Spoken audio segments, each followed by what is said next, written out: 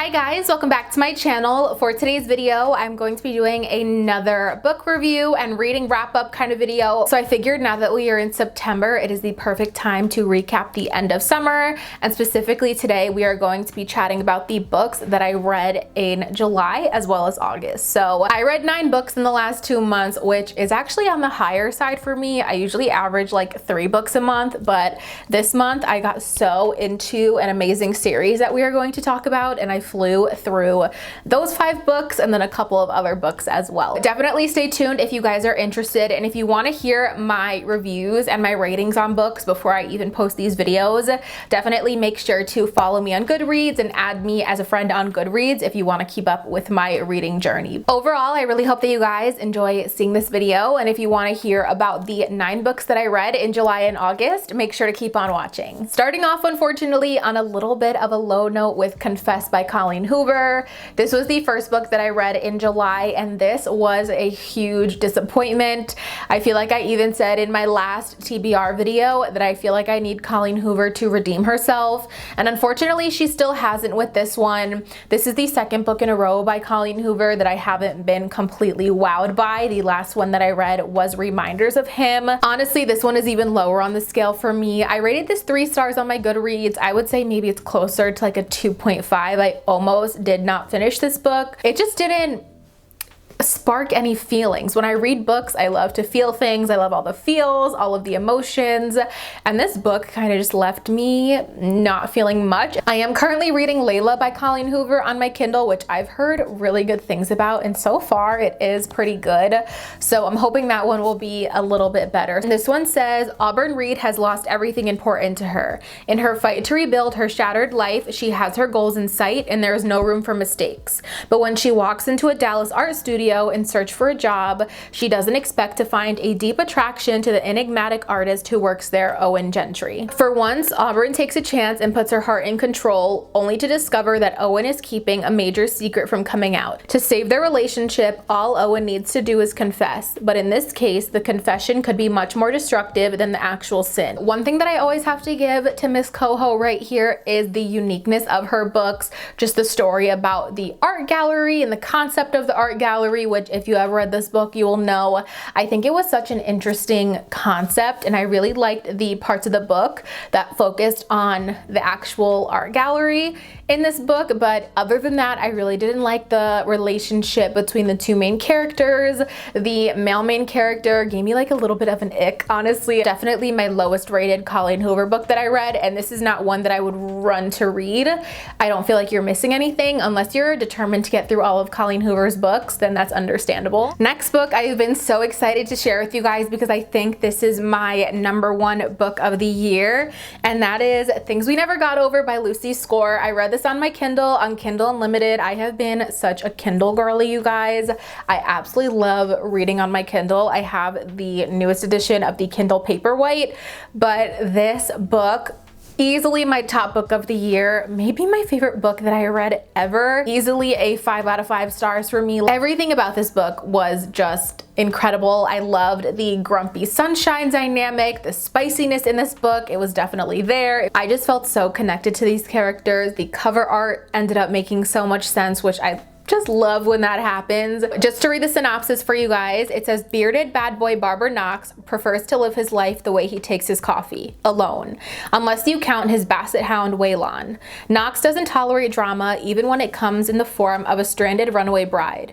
Naomi wasn't just running away from her wedding, she was running to the rescue of her estranged twin in Knockamout, Virginia. Too bad for Naomi, her evil twin hasn't changed at all. After helping herself to Naomi's car and cash, Tina leaves her with something unexpected. The niece Naomi didn't know she had. There's a reason Knox doesn't do complications or high maintenance women, especially not the romantic ones. But since Naomi's life imploded right in front of him, the least he can do is help her out of her jam. And just as soon as she stops getting into new trouble, he can leave her alone and get back to his peaceful, solitary life. At least that's the plan until the trouble turns into real danger. I can't express anymore how much I love this book. You guys definitely have to read it, and I will leave it at that because now I feel like I'm just rambling because I don't want to stop talking about it. It was so good. I picked up The Love Hypothesis by Ali Hazelwood.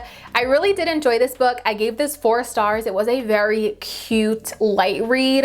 I know Ali Hazelwood writes all about academia and like science-y type things, so if you're into that, I think you will definitely like this book.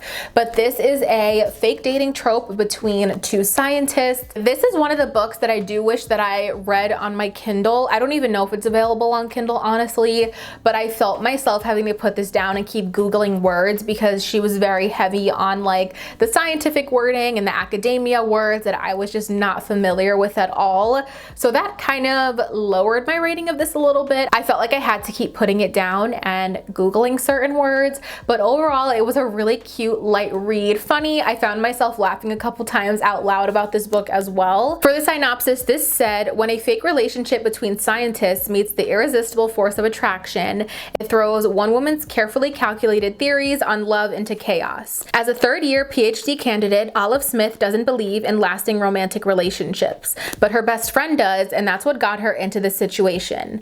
Convincing An that Olive is dating and well on her way to a happily ever after was always going to take more than hand-wavy Jedi mind tricks. Scientists require proof. So like any self-respecting biologist, Olive panics and kisses the first man she sees. The man is none other than Adam Carlson, a young hotshot professor and well-known ass, which is why Olive is positively floored when Stanford's reigning lab tyrant agrees to keep her charade a secret and be her fake boyfriend. Suddenly, their little experiment feels dangerously close to combustion, and Olive discovers that the only thing more complicated than a hypothesis on love is putting her own heart under the microscope. It was so funny because when I was reading this book, I was picturing Adam Carlson as Adam Driver. I will put a picture of him right here.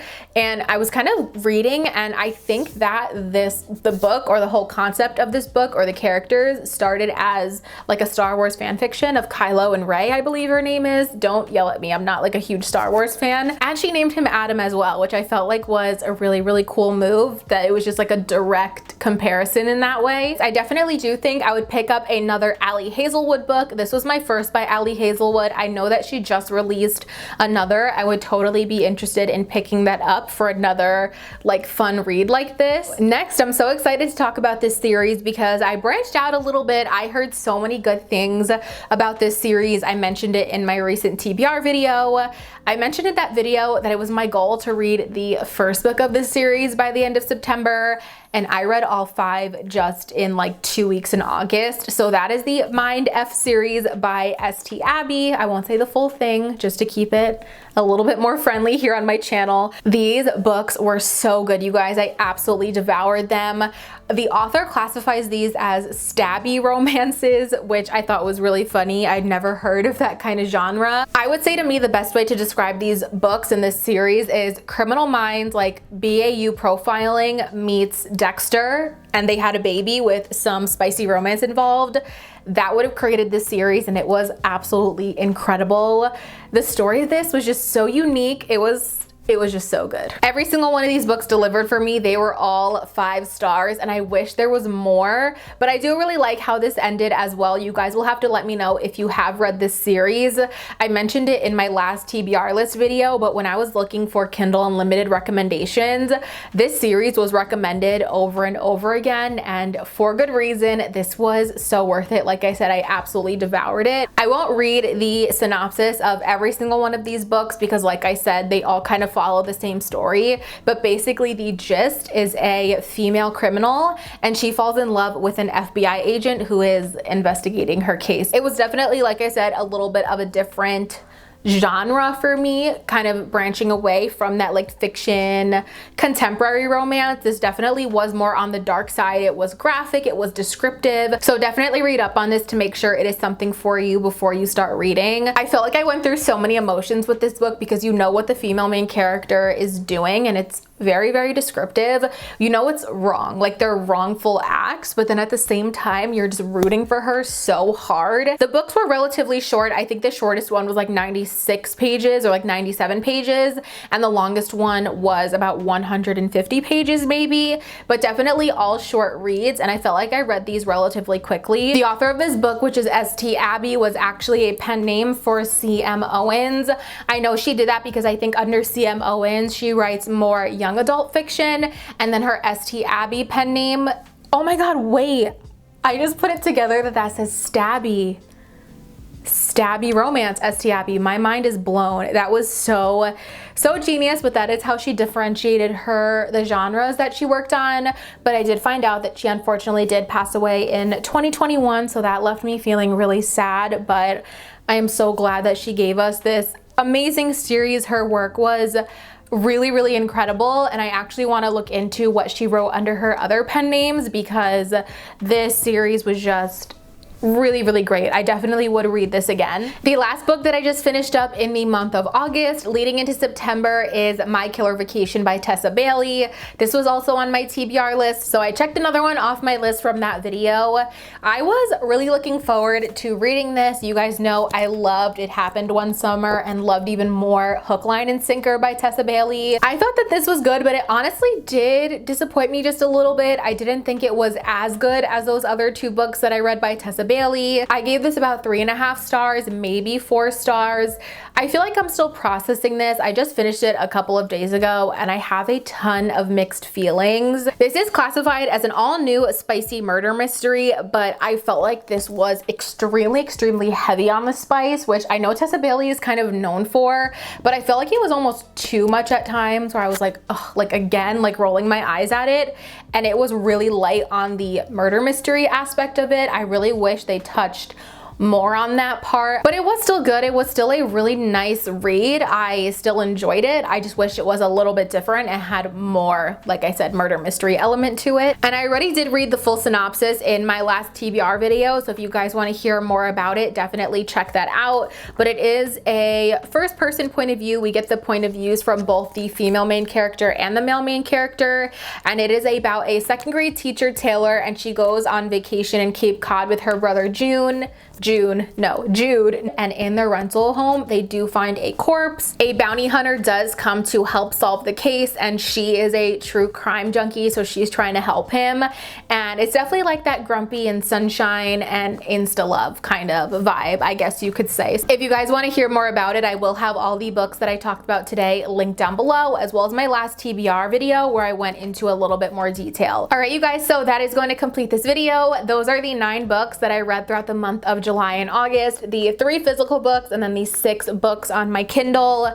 Like I said, right now I am currently reading Layla by Colleen Hoover on my Kindle, so that will be in my next kind of recap video, my thoughts on that. But if you guys want an early sneak peek at my rating, definitely add me on Goodreads like I mentioned. It will be linked down below. I really hope that you guys enjoyed seeing this video and spending time with me today. If you did, and if you want to see more book videos in the future, please make sure to give this video a thumbs up so I know, and it really helps me out. Also, make sure you guys are subscribed to my channel before you leave. I would love to have you guys here as part of my little YouTube fam. If you don't want to miss out on any of my future videos, click that notification bell down below and you'll get notified every single time that I upload a new video.